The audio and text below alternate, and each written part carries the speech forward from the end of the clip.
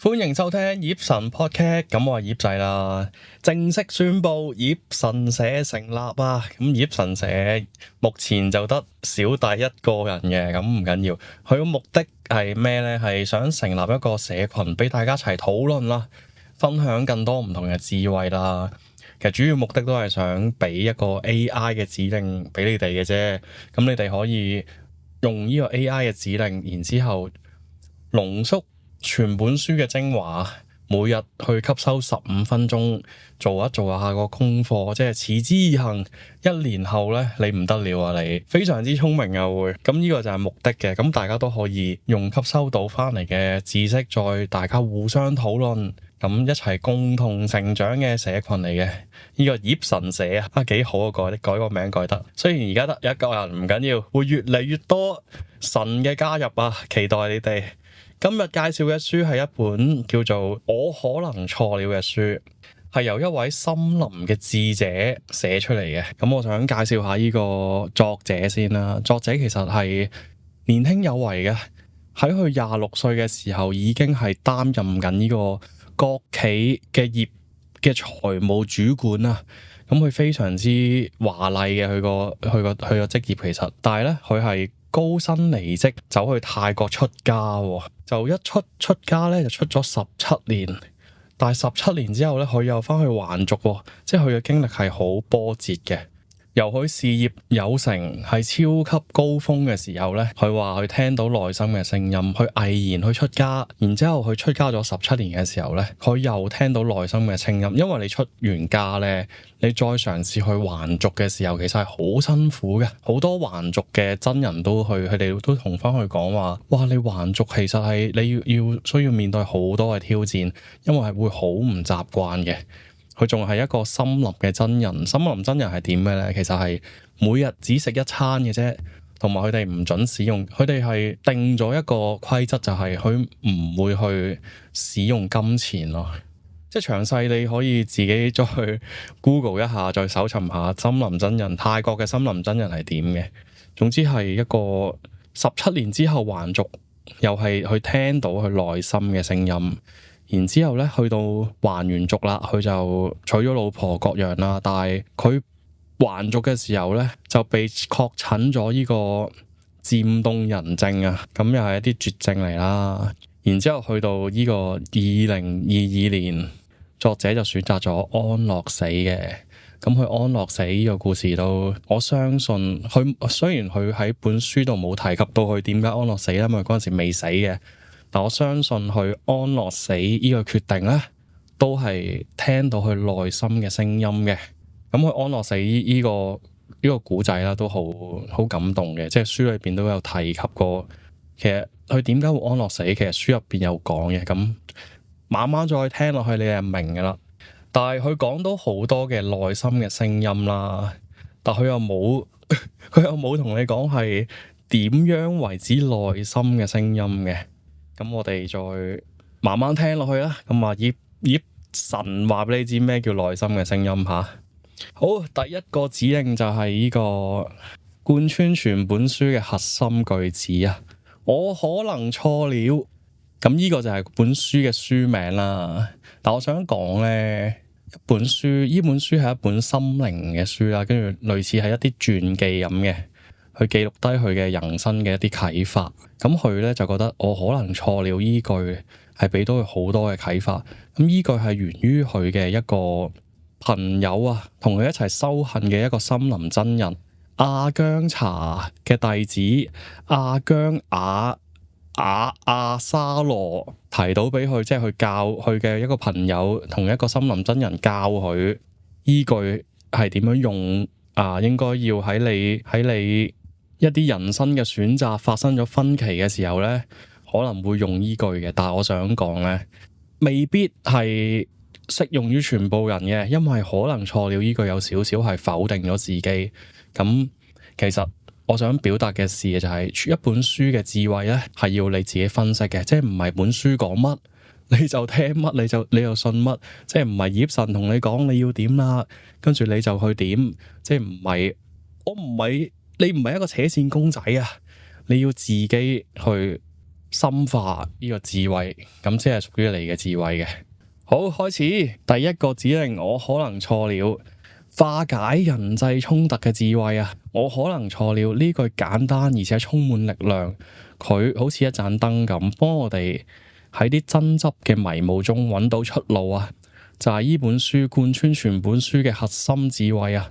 教我哋點用謙卑同埋開放嘅心態去面對人際嘅衝突啊！咁其實呢個可能錯了係只係一個反思啦，就唔使一定用呢句嘅，你可以係問自己，我有冇可能啱了呢？即係你可以問自己一個反思嘅問題，而作者就選擇咗用一個直接否，即係直接好強硬、好強力嘅一句說話，我可能錯了咁嘅。咁呢句說話啱先提到啦，就係源於佢嘅一個同伴啦，一樣同佢修行嘅一個森林真人教佢呢句說話嘅。嗰個人咧，仲要教佢要講3次咁樣。咁作者就覺得係一種放低自我嘅態度啦。佢話，當你承認自己可能錯咗，你就開始會聆聽別人啦，唔再執着於證明自己啱，好似個心態打開咗一個門咁啊，等啲新嘅觀點同埋理解流入嚟你道門入邊。佢仲提到佢嘅導師喺佢教導嘅時候咧，都會用啲平靜嘅語氣，請啲學生反問翻自己嘅，我係咪真係啱咗啊？咁樣呢啲簡單嘅問題咧，都會幫人喺衝突中冷靜翻落嚟嘅。跟住書裏邊有啲實例啦，就係一啲謙卑同埋開放嘅力量啊。喺書入邊都分享咗好多嘅例子嘅，即係佢會話俾你知點樣用呢個我可能錯了嚟化解爭執。其中一個故事啦，佢係同朋友之間發生咗分歧嘅鬧交啦。當時作者同佢朋友，咁作者就好執着自己嘅立場嘅，覺得朋友完全唔明白佢。但係當佢停一停諗一諗嘅時候，佢喺心入邊默念咗3個我可能錯了呢句說話咧，就幫佢放低咗防備嘅心態啊，開始聆聽佢嘅朋友嘅觀點。結果佢發現朋友嘅意見其實有值得借鑑嘅地方嘅，兩人嘅關係仲變得更加親近添。另一個例子就係作者喺真女嘅生活啊，喺森林真人嘅生活嘅時候咧，同個同事又發生咗少少即係爭執啊，係啲工作上嘅安排啦。咁佢當初都好硬頸，跟住又係用咗依句嚟化解大家嘅衝突嘅。咁啱先都提到啦，呢個我可能錯了係都好受啲讀者同埋啲書評家嘅獎賞嘅，覺得佢好有用，係全本書嘅精髓。咁我都講咗，唔係一定要我可能錯了嘅，佢只不過係要你放下，佢要你放低你嘅自我中心嘅執着嘅啫。即係呢句說話可以睇做一個係一個哲學嘅說話嚟嘅，唔一定係要類似係一個你發現情緒開始同人哋有對抗性嘅時候咧，係一個情緒嘅剎車掣啊！喺你嬲嘅時候或者固執嘅時候，你停一停，諗一諗。咁喺呢個社會上都有啲應用嘅場景同好處啦。喺現實社會，無論係家庭、職場或者朋友圈，我可能錯了都有好多實際嘅應用場景嘅。咁以下就係 AI 舉嘅幾個例子啦。譬如家庭嘅衝突，好似同父母或者兄弟姊妹嘅生活習慣發生爭執嘅時候啦，用一句我可能錯了，即係你唔使講出嚟嘅，你心度默念就得噶啦。咁可能咧就會即刻化解咗氣氛嘅，你唔使即刻出嚟認錯，但係呢句說話咧係表示你願意聆聽咯，咁都可以幫埋對方冷靜落嚟嘅。如果你講出嚟嘅，我可能錯咗，等我諗一諗先咁樣。跟住有啲職場上嘅爭論啊，特別係啲同事同埋上司意見唔同嘅時候咧，都好容易堅持自己而發生緊張嘅關係嘅。我可能錯了，你嘅想法可能會唔會有更加好啊？其實就係最重點就係會唔會有更加好咧？當你可以承認錯誤先，其實你係可能錯嘅啫，你唔係一定錯嘅。即係你向對方承認咗你嘅錯誤，你嘅謙虛咧，對方通常都會更容易去接納去理嘅，咁自然咧就會更加融合啦。好多應用場景都應用到嘅，譬如啲群組啊，有時意見唔同啊，你都可以講可能錯咗添。咁依句可能除咗你會反思，你都會令到別人去反思啦。跟住有啲實踐嘅建議啊，點樣用我可能錯了降溫同埋修復關係呢？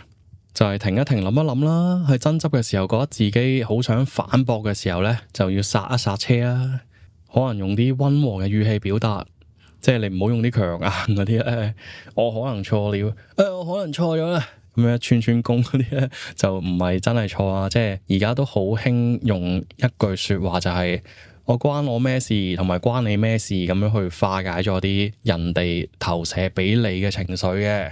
咁其實都唔可以亂用啦，依句關我咩事同關你咩事都用得好，就係好似太極咁樣化解咗佢。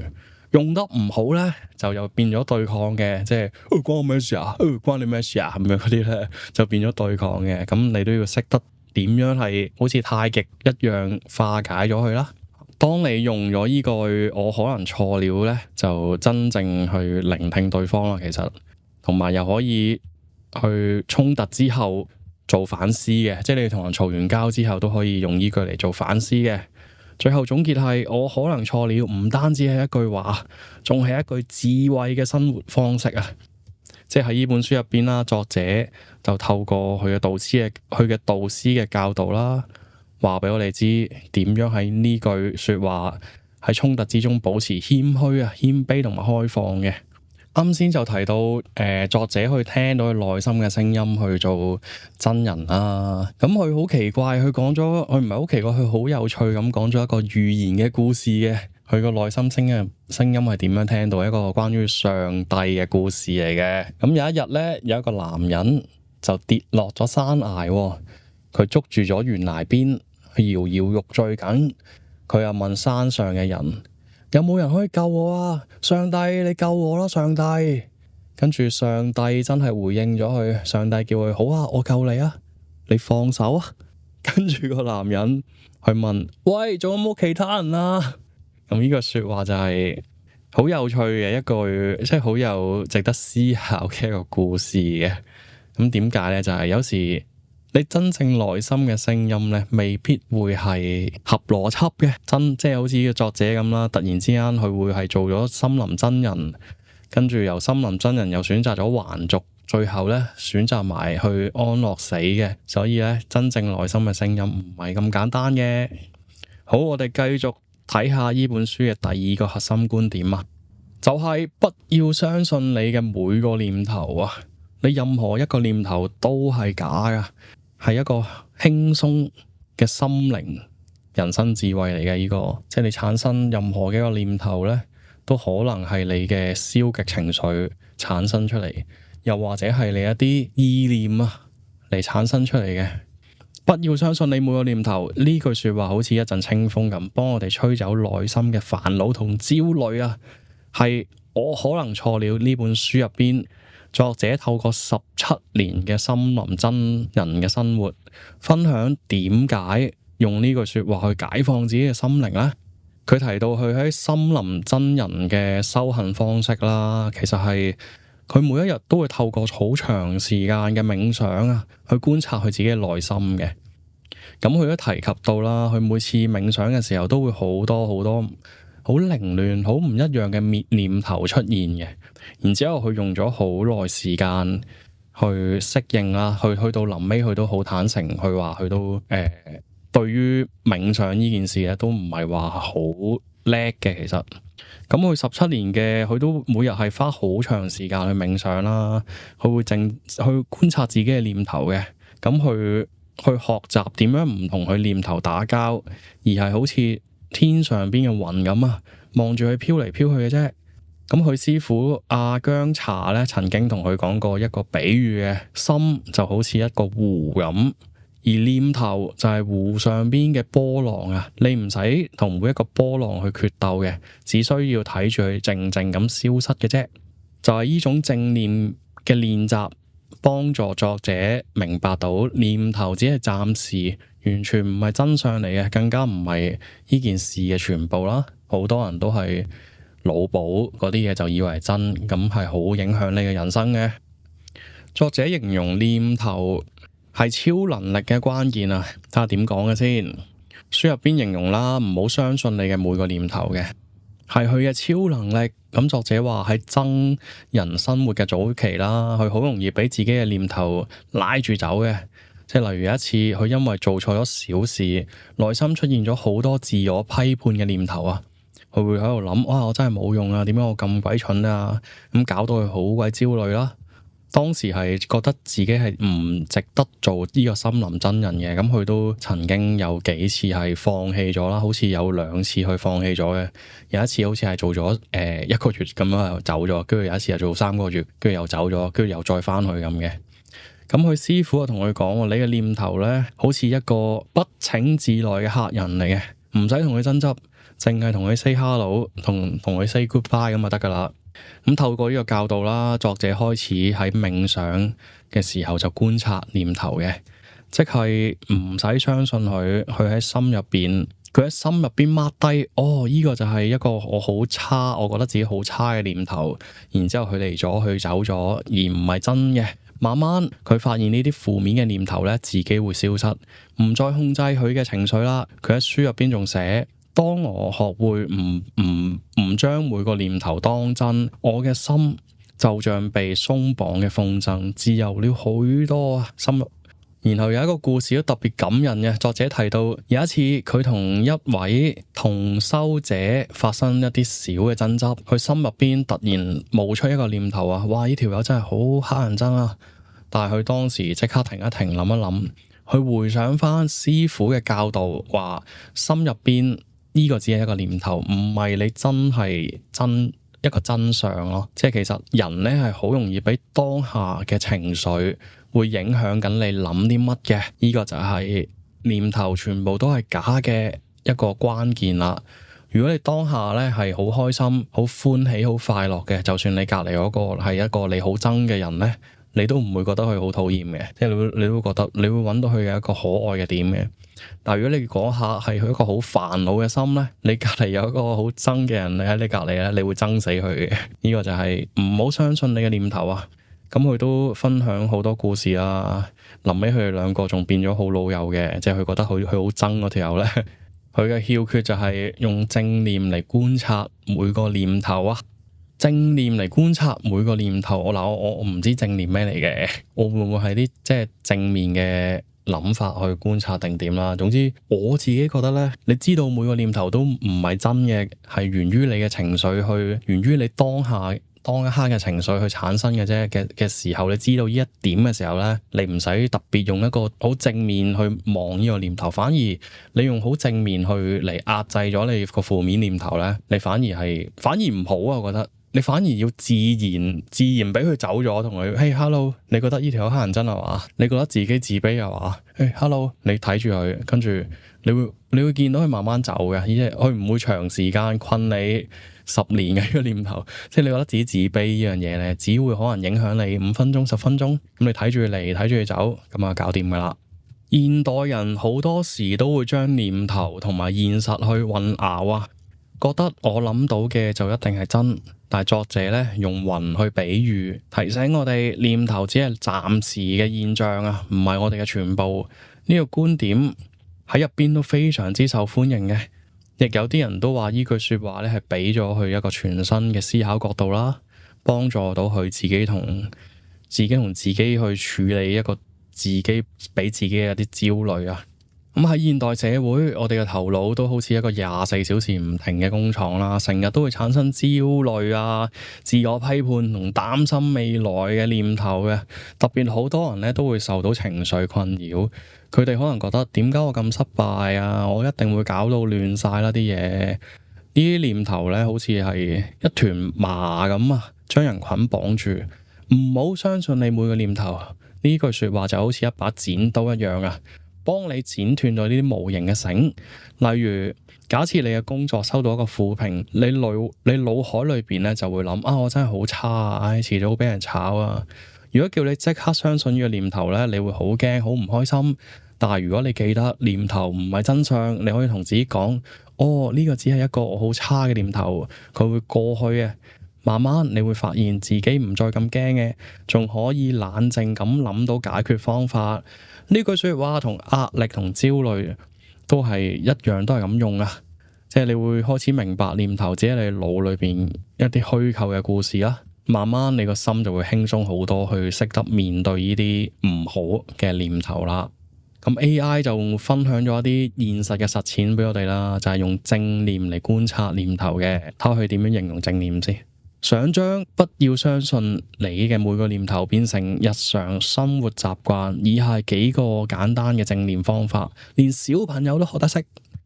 俾念頭一個名，當有焦慮或者負面嘅念頭出現嘅時候咧，喺心入邊幫佢改一個名啊，例如呢個係我好驚嘅念頭，或者呢個係我唔夠好嘅雲朵，俾佢一個名就好似同佢保持距離咁，唔使即刻相信佢啊。用呼吸做矛。如果你覺得念頭好亂，試下停一停，諗一諗，專注喺你嘅呼吸上邊。吸氣嘅時候話我喺度，呼氣嘅時候話念頭會走，幫你穩住你個心神，唔俾念頭帶住你走嘅。第三就係想象念頭係一個雲彩啊。當你諗到負面嘢，你個腦海咧可以試一試製造一個畫面，係天上邊嘅雲，睇住佢哋慢慢飄走啦。都係幾似我嘅形容啦，即係唔使去用啲，原來正念係都係自然啦，即係一個字，自然用你嘅方法俾佢自然地走啊。跟住或者揾一個安靜嘅地方啦，又係坐低眯埋眼，專注你嘅念頭，唔使同佢爭執，淨係記住呢個念頭係控制唔到你嘅，俾佢走啦。好，我哋繼續睇第三條嘅 AI 指令啊！呢本書咧就設計咗5條俾你哋嘅。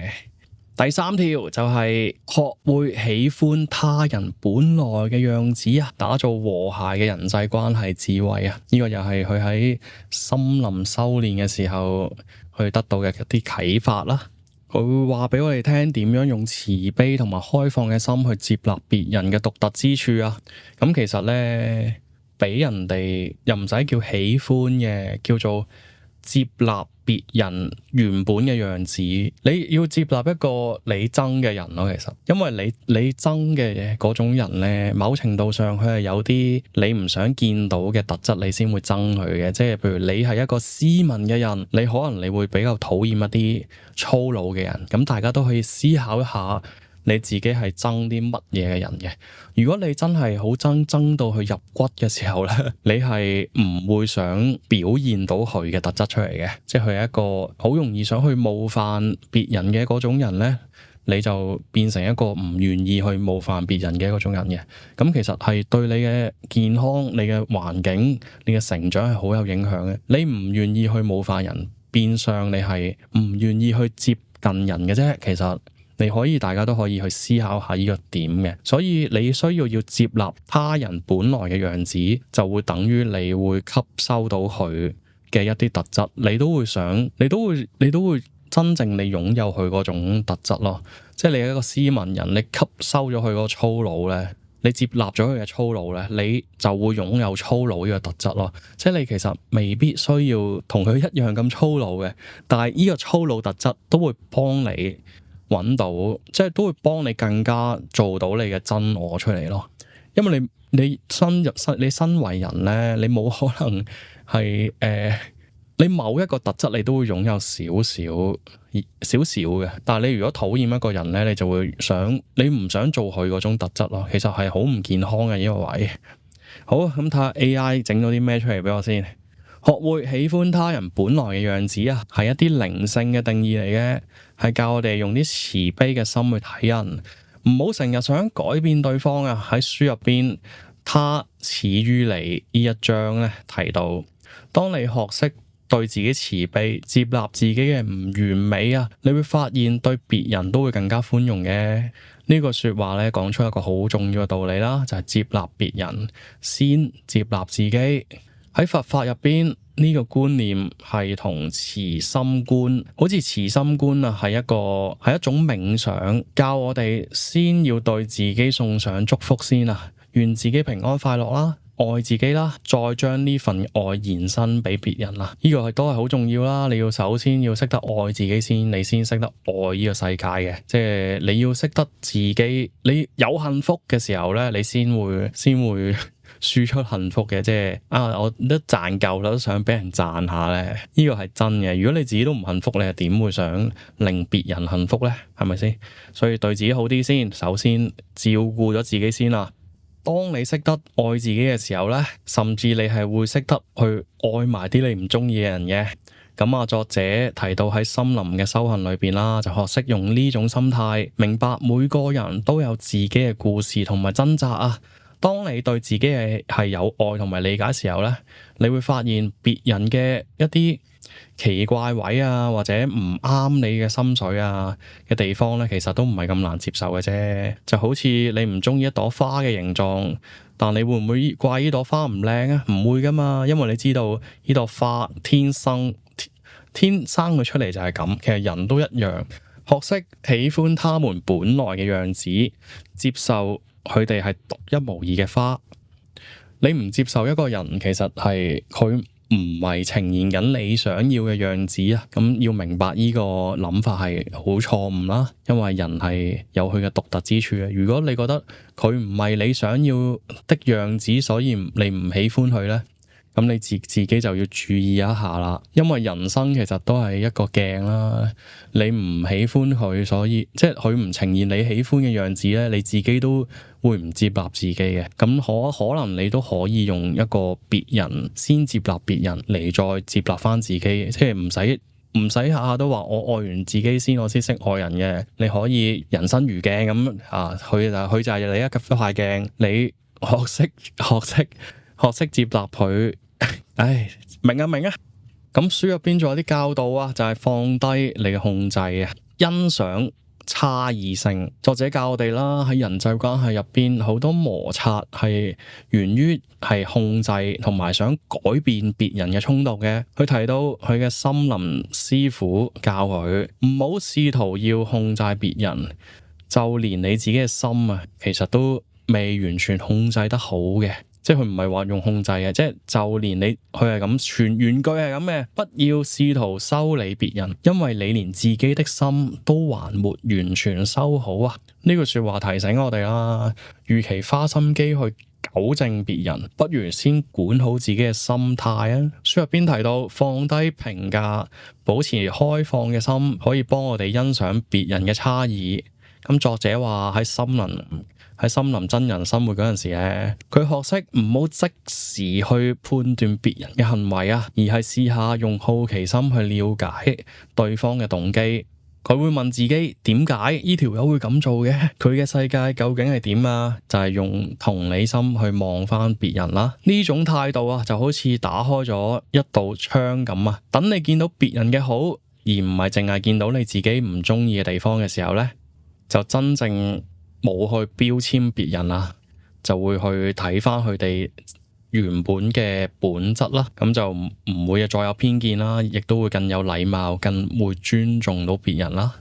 因為簡單啲嚟講，呢條友冇呈現你中意嘅樣子咧，你憎呢條友咧，其實你係屬於一啲唔夠尊重啊。其實如果你諗深一層，你係好尊重呢條友嘅，佢就算佢點樣憎，佢嘅行為點樣令你黑你憎，你都唔會憎佢咯。其實你反而覺得點解佢咁搞笑嘅，去做啲嘢。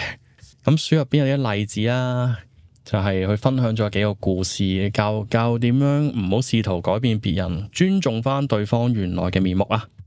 咁佢提到佢同父母嘅關係啦，佢年輕嘅時候咧，好想改變佢父母某啲習慣嘅，例如佢阿爸太過固執，佢阿媽太過緊張，即係我諗大家嘅阿爸阿媽差唔多都係固執同緊張。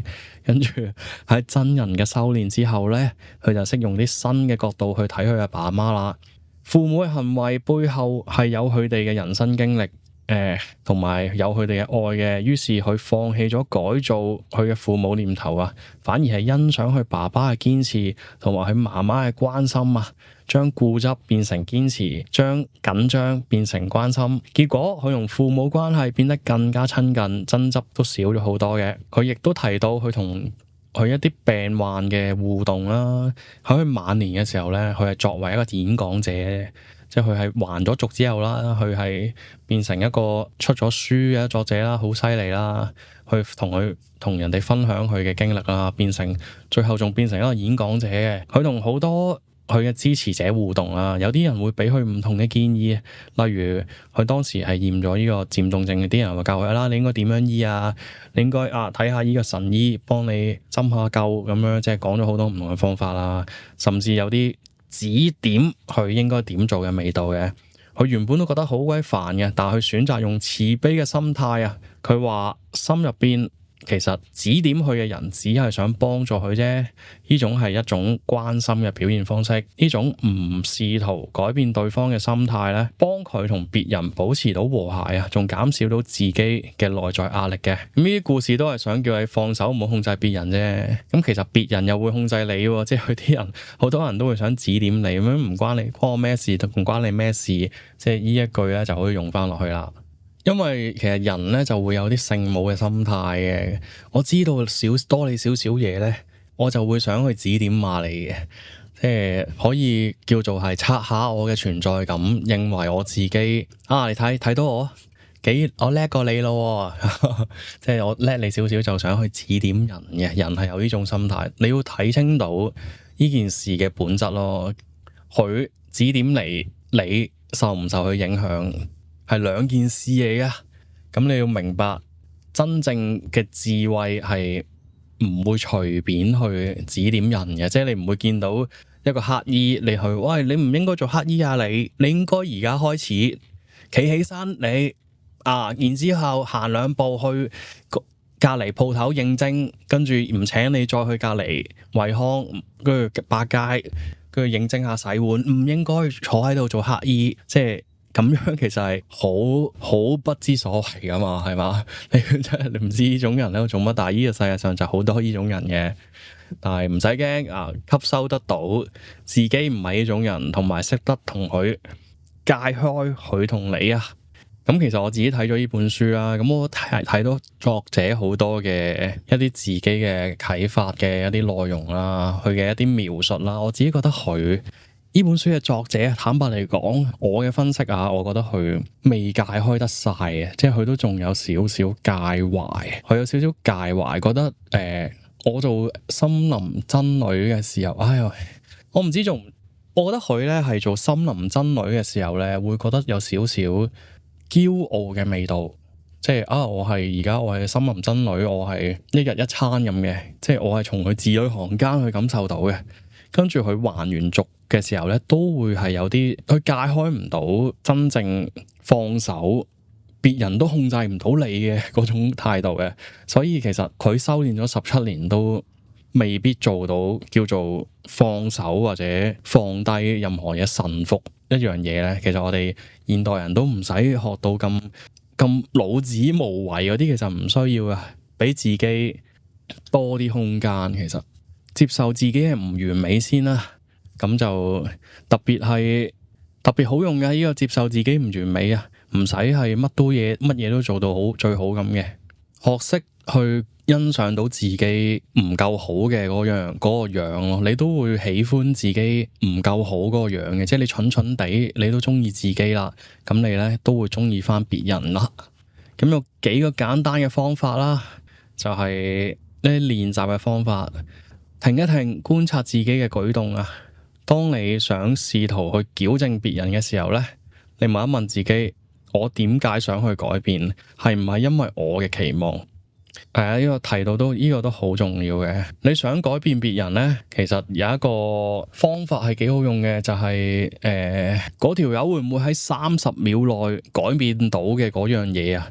如果佢可以喺30秒內改變到啦，你就可以提出你嘅期望啊。如果唔得嘅時候咧，你係唔使提出嚟嘅，因為幫唔到佢嘅。第二點，用慈心觀送祝福啊！每日1分鐘喺心裏邊對一個人，可能係你啲唔中意嗰條友啊，送上祝福啊，祝福佢，願你平安快樂。呢個小練習都會幫你培養到對別人嘅善意啊！慢慢你會發現佢哋嘅怪處都唔係咁礙眼嘅啫。跟住第三，每日嘅和諧筆記啊，用一本紙簿寫低你同佢憎嘅人點樣和諧相處啊。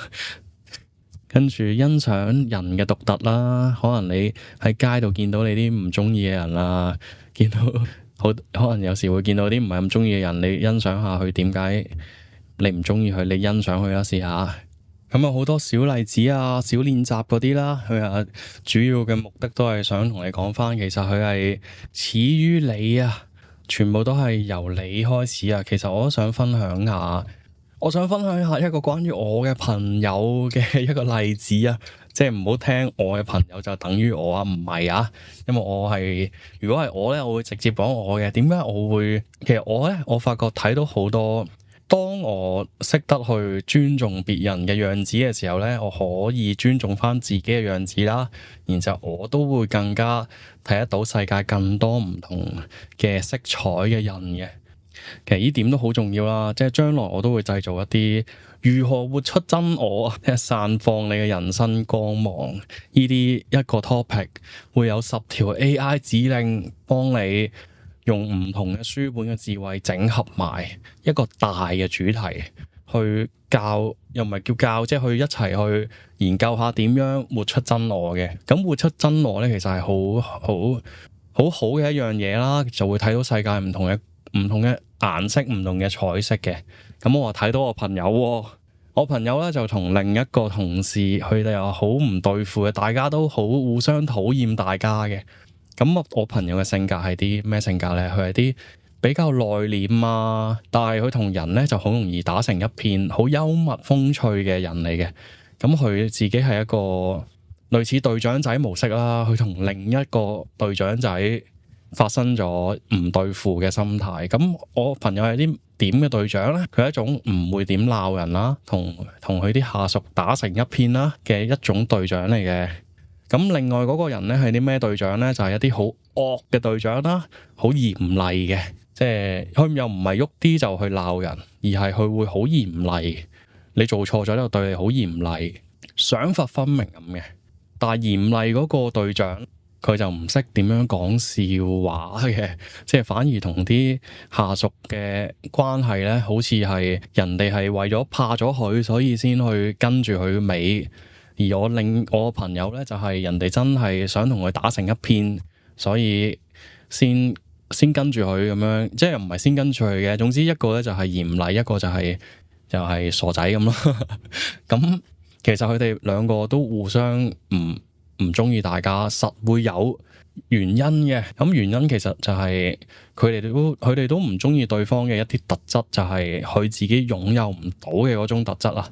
即係例如我個懦弱少少嘅朋友咧，佢就擁有唔到嗰種好嚴厲，即係你一件事觀點發生出嚟咧，佢一定係認錯嗰個嘅，佢唔會爭執嘅。咁其實佢係需要爭執呢個性格啦。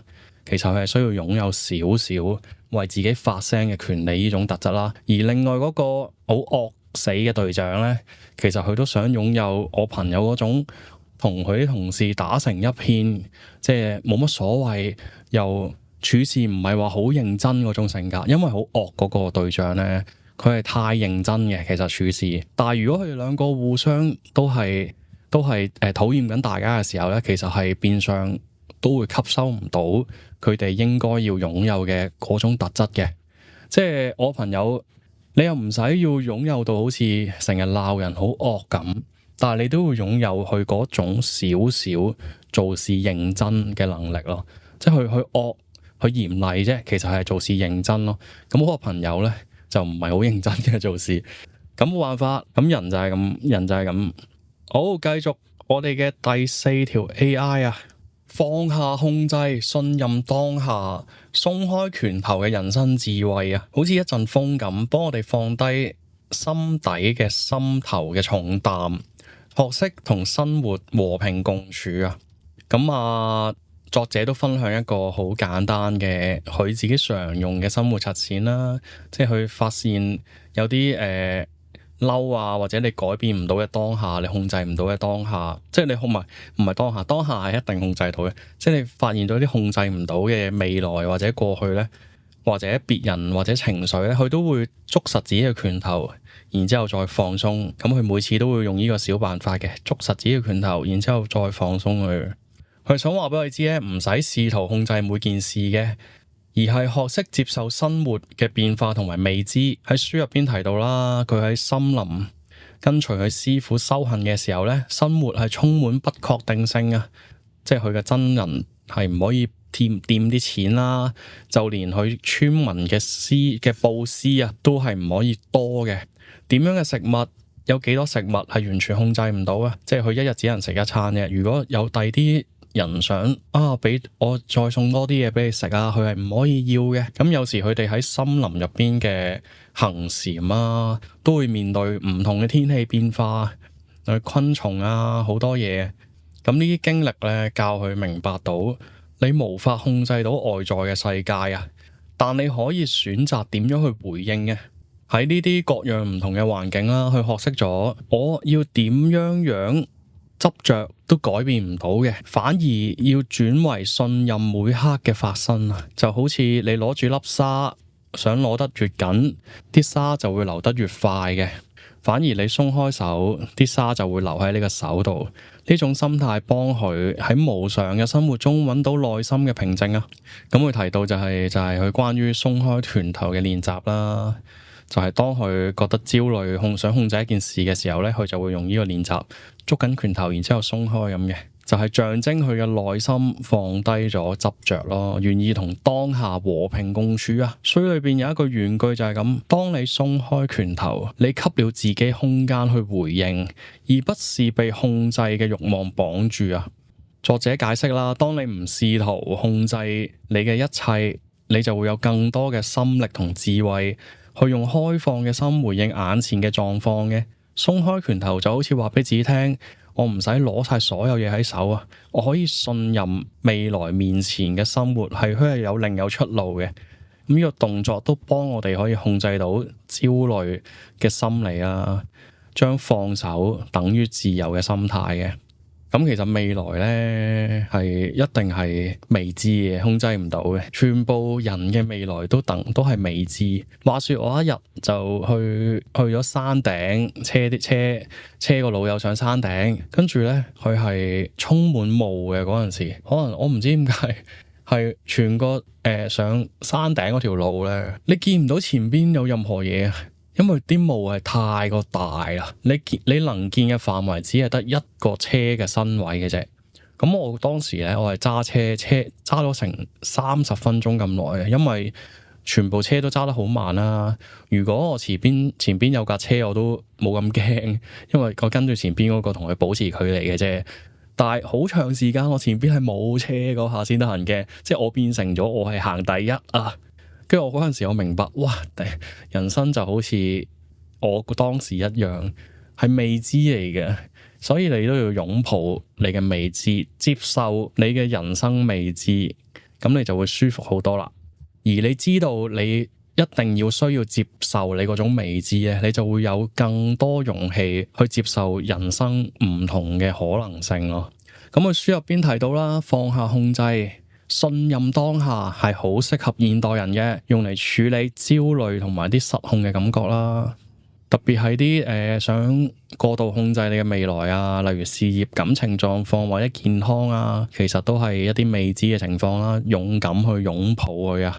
咁啊，佢有啲實踐嘅方法啦，就係可能佢書入邊提到嘅捉緊拳頭再放開啦，有好多一啲 AI 俾你嘅嘢啦，嗶哩吧啦啦，咁自己可能自己可以複製貼上去，再研究下嘅，咁都唔做太多啦，即係唔講太多啦，都係啲關於正念嘅嘢嚟嘅。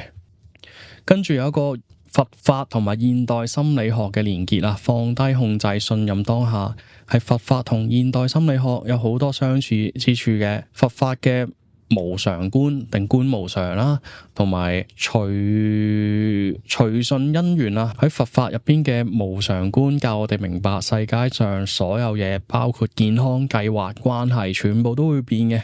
如果你試圖控制咧，只會係帶嚟痛苦嘅啫。即係隨順因緣啊，即係隨緣啦，即係擁抱未知啊。係一開頭咧係好難擁抱未知嘅，不過慢慢咁去擁抱，冇人叫你一下就係登天嘅。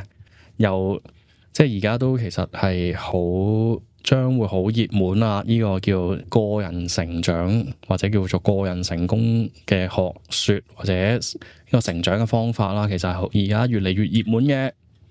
咁葉神社、葉神 Podcast 都會更多分享一啲成長嘅書籍啦。咁我都會專注做一啲成長嘅書籍嘅，都係教一啲接受同埋活在當下嘅一啲狀態啦。其實書入邊呢個作者咧，佢裏邊有一段嘅經歷咧，係會睇到人眼濕濕嘅，就係佢爸爸嘅一段經歷嚟嘅。咁佢還咗俗之後啦，佢就確診咗呢個漸凍人症啦。咁佢同佢雖然佢還俗嘅時候咧，佢揾到佢嘅真愛嘅，不過佢當時都同佢嘅老婆都好唔開心啦，因為你要接受一個絕症啊，係醫唔到嘅絕症嚟噶嘛，然後佢爸爸都係選擇咗安樂死嘅，咁佢爸爸就決定咗安樂死啦。就佢爸爸唔係話因為點疾病嘅，而之係佢係選擇咗安樂死咯。跟住佢有一個好感人嘅描述啦，而佢最後佢係同佢爸爸講：爸爸，你其實呢一生人都值得啦。咁其實佢都係已經係算係看破咗生死嘅，即係佢阿爸係已經看破咗生死啦，係自己選擇去安樂死啦。然之後佢都覺得你爸爸你呢一生人你都好值得啦。咁最後作者都自己都係選擇咗安樂死啦。咁咧，但係作者同爸爸佢對死後嘅世界咧都有唔同嘅觀點嘅。佢爸爸覺得死咗就係死咗，乜嘢都冇噶啦。而作者咧，佢係堅信死後係會有另一樣嘅世界嘅。咁佢描述得好精彩嘅。佢爸爸嗰一幕咧，佢話佢爸爸接受安樂死，咁佢大家道別啦，咁都一齊好感人咁嘅。但係大家都好勇於面對呢件事嘅，因為佢爸爸都咁有勇氣啦，係咪先？咁佢最後同爸爸嘅對話就係：爸爸，你記住，你死後係會有世界嘅。即係我唔記得咗點描述啦。即係總之佢同佢爸爸講死後係會有世界，但係佢爸爸就唔信咁講嘅。但係喺佢爸爸死嘅嗰一刻咧，作者係觀察到佢爸爸眼睛好似係好驚訝嘅一個眼神，即係一個狀況嚟嘅，即係好似我睇到啲好唔同嘅嘢，突然之間即係佢由一個我接受咗死亡啊，即係同家人拜拜好開心、好安然嘅狀態，突然間轉變成一個好驚訝，好似發現咗一啲新嘅嘢嘅一個表情嘅。咁作者就堅信係死後係會有死後嘅世界，即係佢係覺得死後嘅世界充滿幸福、開心。大概係咁啦，詳情可能再問下 AI 啦，大家如果有興趣嘅話。好，最後一個指令啊，這也會過去。喺人生起伏中揾到平靜，揾到你嘅安穩嘅立足點啊！呢個就係佛教無常觀嘅意義啦。這也會過去係無常觀嘅核心智慧啊！話俾我哋知，世上所有嘢，快樂、痛苦、成功、失敗，全部永遠都唔會留低嘅。喺佛教裏邊，無常係指一切都係流動嘅，好似水流咁，冇一刻係停低嘅。呢個觀念幫我哋明白，無論而家係開心定係傷心，呢啲嘅感覺同埋情況都係會變，最後都係好似水流咁會過去嘅。就好似天上嘅雲咁啦，有時係白雲，有時烏雲，冇一朵雲係永遠留低嘅。咁會提醒我哋啦，唔使太執着於快樂，或者太過去恐懼於痛苦嘅，係一定會走噶。作者提到佢師傅啊，教佢啊，佢師傅其實係一個好叻嘅人啦，就喺泰國，都係一個外國人嚟嘅，唔係泰國人嚟嘅，喺泰國搞咗一間森林嘅修煉場所咁嘅，咁佢帶啲人四圍去修煉啦，咁佢提到佢修煉都好極致啊！又要每日冥想好似8個鐘定4個鐘，跟住又一日食一餐，又唔可以使錢咁樣咧。但係我認為現代嘅修行又唔使做到佢哋咁極致嘅。聽下葉神 podcast 跟住得閒做下冥想咁就 OK 嘅啦。咁佢師傅教佢咧，一切來來回回，試下同嗰種無常和平共處啊。咁呢一句嘅說話，一切都會過去咧，就幫我哋可以喺情緒起伏之中學識唔係同佢哋對抗，而係默默咁去接受啊。咁我作者就係晚年係一個漸凍症患者啦，身體係逐漸失去功能嘅。呢個消息其實對好多人都會係巨大嘅打擊，但係佢用無上嘅哲學同內心嘅一啲好堅定嘅支持啦，咁保持平靜。佢書入邊仲寫到：我無法改變身體嘅衰退，但我可以選擇如何面對每一天啊。雖然佢冇講出這也會過去，但係佢嘅心態同呢句話嘅精神一模一樣，接受人生嘅變化，唔同去對抗啊。佢有時都會因為病痛或者行動嘅不便感到沮喪啦，佢都會提醒自己呢個感覺只係暫時嘅啫，點都會過去嘅。佢會專注當下嘅小事啦，例如同家人嘅對話啦、窗外嘅陽光啦，甚至每一次嘅呼吸啊，呢啲心態都會幫佢揾到病痛中嘅平靜，甚至可以同佢身邊嘅人分享愛同希望嘅。佢嘅故事話俾我哋聽，無常觀唔係冷漠，而係一種溫柔嘅力量啊，幫助我哋喺人生嘅低谷揾到光。咁佢係17年嘅森林真女生活入邊啦，透過咗冥想同正念，係修煉咗出一個對無常嘅舒適感啊。佢話喺真人生活入邊咧，係充滿不確定性啊，例如食物啊、天氣啊、每日嘅任務啊，都控制唔到嘅。佢學識呢啲唔確定性練習成為機會，喺書入邊去寫，當你停止抗拒變化，你會發現一種自由啊。咁佢提到會喺冥想嘅時候觀察自己唔同嘅念頭啦，跟住佢都慢慢接受一切會過去啦。即係我開始都提到啦，你唔使係一本書去講乜你就吸收晒啲乜，佢係點，即係佢安樂死你唔會噶嘛，你要自己深化佢嘅智慧。咁有啲實例點樣去幫你面對一啲無常觀？就係可能例如你失戀傷心啊，覺得永遠都唔會開心，其實都會過去嘅。首先第一點我承認自己個感覺啦，跟住就要提醒呢一個點，呢個痛苦會過去啦。然之後第三啊，專注翻當下，專注翻你當下應該要做緊嘅嘢啦。跟住第四步咧就係時間啊，時間就好似河流一樣啊，一樣都會幫你嘅傷痛慢慢流走嘅。而我自己認為，除咗時間，即係呢個觀點啦，你亦都要知道呢一個觀點咯。即係你唔知道原來傷痛係會流走嘅時候咧，你就會流一世嘅。亦都真係有啲傷痛係流一世喺個心裏邊嘅嗰種人咯，因為佢唔知啊，所以認知係會改變你嘅一生嘅。所以我呢個 AI 嘅指令會改變你一生就係咁解。吸收多啲嘢啊，每日其實複製貼上去睇15分鐘，持之以恆，你將會變成一個非常之有智慧嘅人啦。咁個 AI 都有啲簡單嘅練習方法俾你啦，又係嗰啲正念啊，跟住揾到過去嘅證據啊，回想你以為嘅一個人生低谷，寫出你點樣走出嚟。由每次有新困難嘅時候咧，都攞證據嚟提醒自己，上次我都捱到，今次我都會多一啲正面嘅念頭啦。其實亦都可以同自己講溫柔嘅說話，即係自己愛自己啊，鼓勵翻自己。試下同自己講，而家雖然好難，不過只係人生嘅一 part，佢會過去嘅。我會揾到新嘅路，即係同自己擁抱自己咁啦。亦都係有啲推介，就係日記嘅推介啦，咁就幫你寫低一啲，都唔詳細講啦。佛教無常觀同現代心理學嘅共通點啊，講一下。其實佢哋好多相同之處嘅，即係佛教係同而家人生嘅心理學係好多相似之處啦。譬如佢哋覺得人生就好似天氣咁，即係改變唔到啊，但係天氣唔係永恆啦。